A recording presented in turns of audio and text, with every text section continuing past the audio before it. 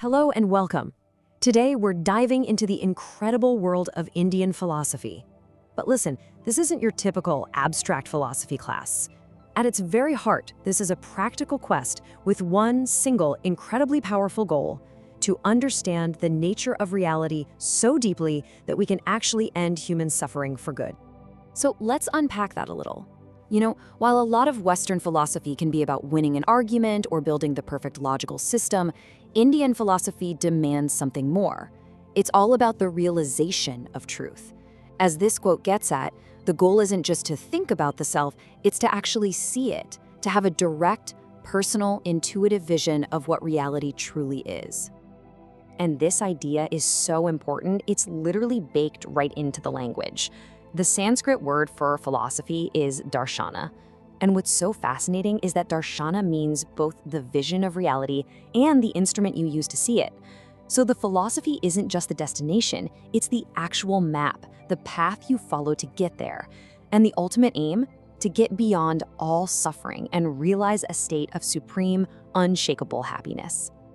Okay, so how are we going to tackle all this? Well, first we'll look at the foundational split that organizes really all of Indian thought. Then we're going to explore the most radical view out there, the materialists, before jumping into two dueling Orthodox perspectives. After that, we'll check out three really practical paths to the goal, and finally, we'll pull it all together. Right, the first and honestly the most important way to get a handle on the entire landscape of Indian philosophy is to understand its relationship to a set of ancient, sacred texts called the Vedas. Your answer to one simple question, do you accept the authority of the Vedas? That answer places you on one side of a great divide.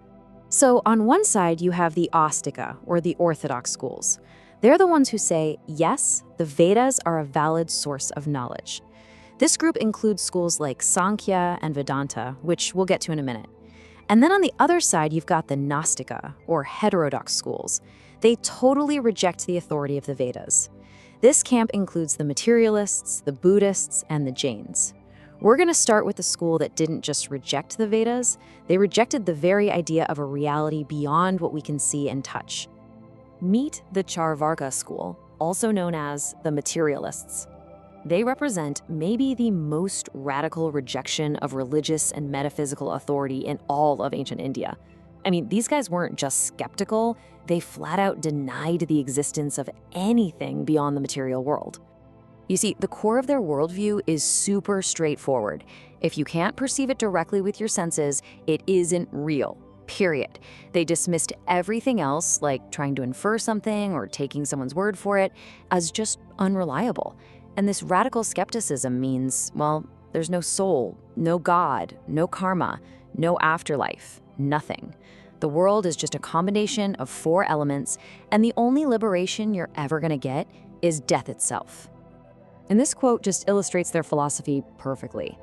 I mean, since this life is all there is, the only rational thing to do is to maximize your pleasure and avoid pain.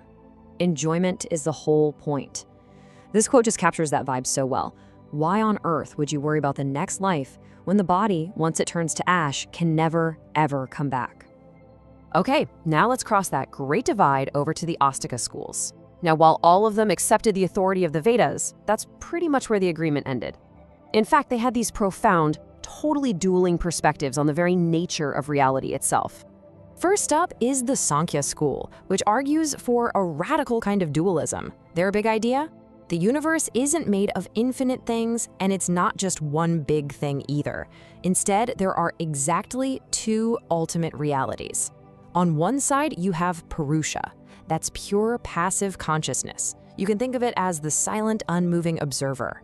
And on the other side, you have Prakriti, the single, active, unconscious energy of the entire material world. And this material world, this Prakriti, is said to be woven from three essential qualities, or gunas, that are always in this dynamic tension with each other. You've got Sattva, which represents balance, clarity, and goodness. Then there's Rajas, the energy of passion, motion, and change. And finally, Tamas, which is the force of inertia, darkness, and resistance. According to Sankhya, absolutely everything you experience, from your own thoughts to the world around you, is just a unique mix of these three fundamental forces. Now, in complete opposition to that dualistic view, you have the school of Advaita Vedanta. Advaita literally means not two. This school argues there is only one single indivisible reality called Brahman. That's it. All the distinctions we see between you and me, the world, and God are, in the end, an illusion. Your individual soul, the Atman, isn't just a part of Brahman, it is Brahman. This is a really, really powerful way to make that huge abstract idea a little more concrete. Think of the absolute reality, Brahman, as being like infinite, endless space. Now, our individual selves, our souls, are like the space that's trapped inside different clay jars. The jars themselves create the illusion that the spaces are separate, but the space inside is, and always was, exactly the same as the space outside. When the jar is broken, when our ignorance is destroyed, that illusion of separation just vanishes. So we've just seen these wildly different views on what reality even is. But that brings up the big question. How does a person actually achieve liberation?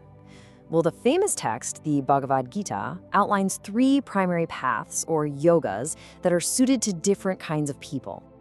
First, there's Jnana Yoga, the path of knowledge. This one is for the intellectually inclined, the thinkers. The idea here is that all our bondage is caused by one thing, ignorance, specifically ignorance of our true nature.